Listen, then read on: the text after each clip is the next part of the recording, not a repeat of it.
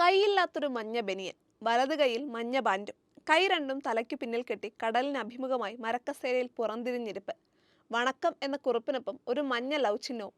സഞ്ജു സാംസൺ ഇന്നലെ രാവിലെ ഇൻസ്റ്റഗ്രാമിൽ പങ്കുവച്ച ചിത്രമാണ്. കഴിഞ്ഞ ദിവസങ്ങളിൽ അഭ്യൂഹമായും സ്ഥിരീകരണമായും ക്രിക്കറ്റ് ആരാധകർ ആസ്വദിച്ച ഒരു ട്രാൻസ്ഫറിന്റെ സ്ഥിരീകരണമായിരുന്നു ഈ ചിത്രം. അതെ, IPL 2020 ക്രിക്കറ്റ് ടീമായ രാജസ്ഥാൻ റോയൽസിൽ നിന്ന് സഞ്ജു സാംസൺ ചെന്നൈ സൂപ്പർ കിങ്സിലേക്ക് ചേക്കേറി. അതുപോലെ ചെന്നൈ സൂപ്പർ കിങ്സിൽ നിന്ന് സ്പിൻ ഓൾറൗണ്ടർ രവീന്ദ്ര ജഡേജ രാജസ്ഥാൻ റോയൽസിലുമെത്തി. IPL ചരിത്രത്തിൽ ഇതുവരെയുള്ള ഏറ്റവും വലിയ ട്രാൻസ്ഫർ. ചെന്നൈ സൂപ്പർ കിങ്സിൽ സഞ്ജുവിന്റെ റോൾ കൃത്യമായി പുറത്തുവിട്ടിട്ടില്ല.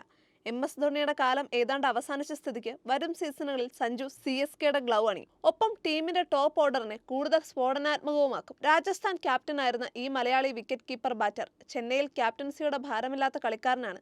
IPLൽ അരങ്ങേറ്റം നടത്തിയതിനു ശേഷം 2 സീസണിൽ മാത്രമാണ് രാജസ്ഥാൻ റോയൽസിൽ നിന്ന് സഞ്ജു സാംസൺ അകന്നു നിന്നത്. 2012 കൊൽക്കത്ത നൈറ്റ് റൈഡേഴ്സിലൂടെ ആദ്യമായി IPL കരാറിലെത്തി. എന്നാൽ 2013 സീസണിലായിരുന്നു സഞ്ജു സാംസൺ രാജസ്ഥാൻ റോയൽസിലൂടെ IPL അരങ്ങേറ്റം നടത്തിയത്. വിക്കറ്റ് കീപ്പർ ദിശാന്ത് യാഗ്നിക്കിന് പരിക്കേറ്റതോടെയാണ് സഞ്ജു പ്ലേയിങ് 11-ലെത്തിയത്. രണ്ടാം മത്സരത്തിൽ 41 പന്തിൽ 63 റൺസ്.